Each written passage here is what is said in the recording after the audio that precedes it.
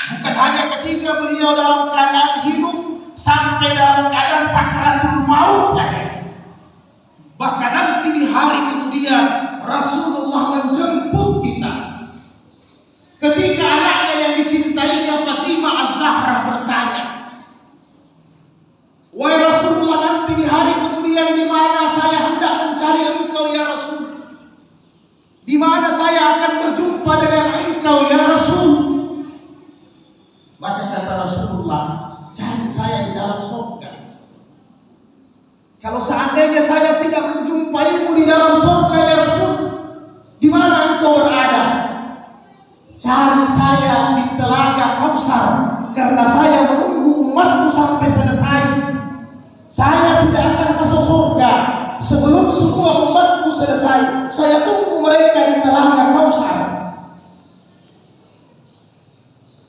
Kenapa kita ditunggu oleh Rasulullah di telaga Kausar?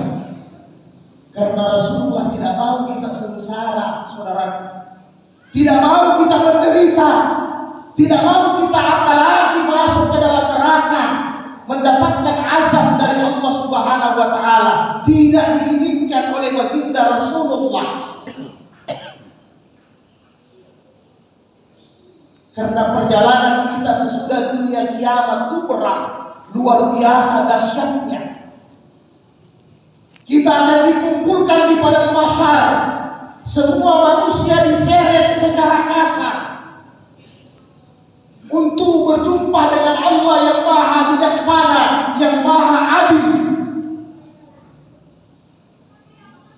Matahari ketika itu panasnya seolah-olah satu jengkal, satu hastah dari atas kepala. Semua manusia diseret dalam keadaan tanpa beralas kaki, tanpa busana, dalam keadaan telanjang manusia. Tenggorokan ini terbakar, kata Nabi. Kenapa? Karena hausnya luar biasa, panasnya luar biasa. Karena begini keadaannya ketika kita nanti berhadapan dalam persidangan Allah, dalam pengadilan Allah, satu orang satu akan berhadapan dengan Allah. Tidak ada pembela sama sekali. Yang ada adalah saksi, yaitu amal ibadah kita. Maka Rasulullah menginginkan sebelum kita diperiksa berhadapan dengan Allah,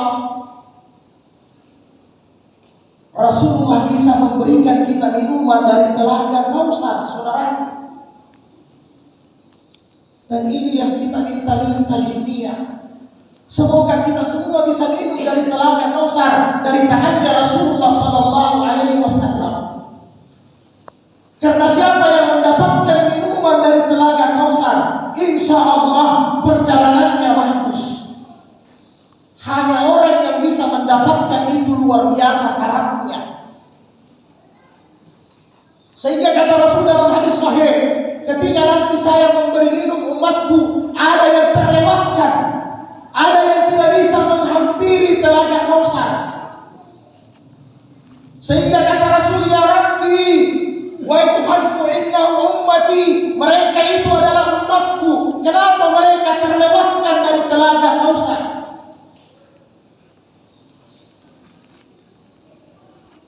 Fayuqaluni, Allah memberi jawaban kepada saya, "La tadri ahadasu min ba'daka." Kau tidak tahu ya Muhammad, ketika kau sudah meninggal apa yang diperbuat umatmu.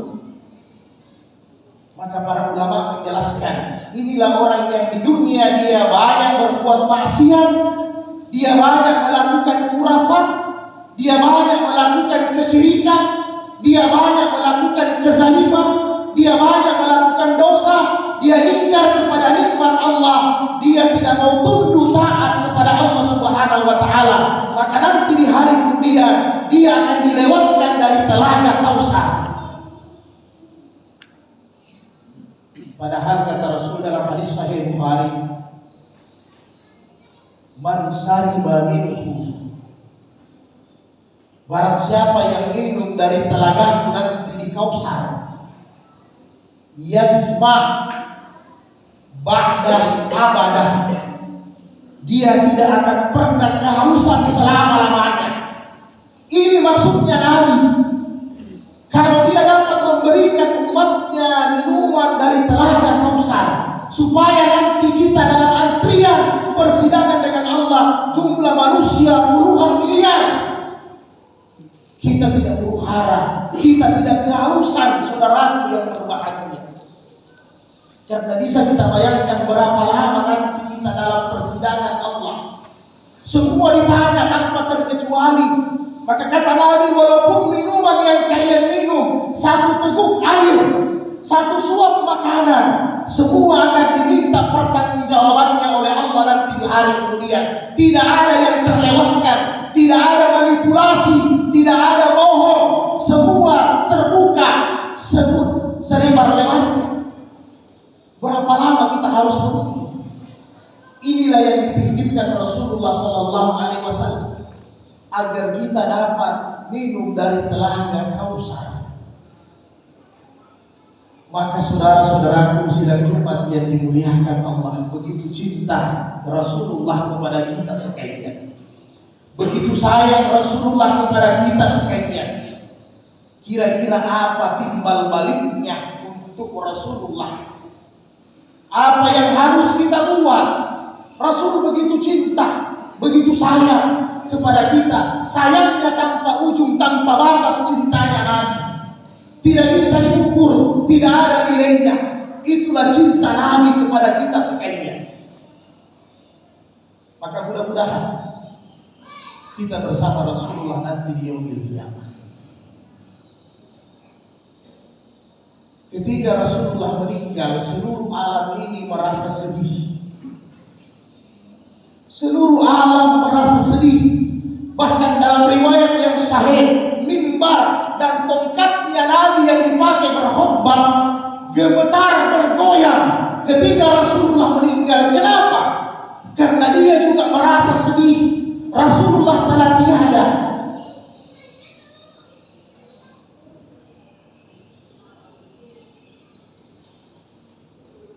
Maka bagaimana caranya kita bisa berkumpul bersama Rasulullah di hari kemudian?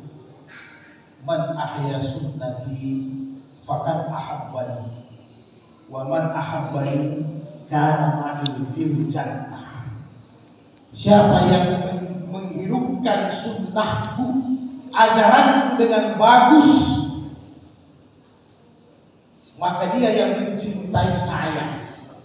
Siapa yang mencintai saya, maka dia akan bersama saya sampai di dalam surga. Kita akan bersama dengan baginda Rasulullah Sallallahu Alaihi Wasallam, tetapi dengan syarat laksanakan, jaga, pelihara, hidupkan semua sunnah-sunnah yang ditinggalkan Rasulullah kepada kita sekalian. Baguskan dan kuatkan syahadat kita. Jaga salat 5 waktu dengan sebagus-bagusnya. Sedaya upaya laki-laki salat 5 waktu di masjid. Itulah salat yang terbaik bagi laki-laki. Bimbing anak dan istri dalam kehidupan Islam sebagaimana yang Nabi contohkan. Bermuamalah dengan cara yang baik. Bekerjalah dengan cara yang halal supaya pekerjaan itu dinilai ibadah, supaya kita bisa dekat dengan Rasulullah di hari kemudian. Tinggalkan segala macam bentuk perjudian, undian dalam bentuk apa saja. Tinggalkan semua bentuk riba, 73 pintu-pintu riba. Tinggalkan semua. Tinggalkan semua perkara-perkara yang mendekati zina, yang mendekati syahwat, yang mendekati nafsu yang diharamkan. Mudah-mudahan kita mati dalam keadaan husnul khatimah. Barakallahu fil Qur'anil Karim. Wa nafa'ni bil ayati wa zikril hakim. Wa taqabbal minni wa minkum tilawatahu innahu was-sami'ul 'alim.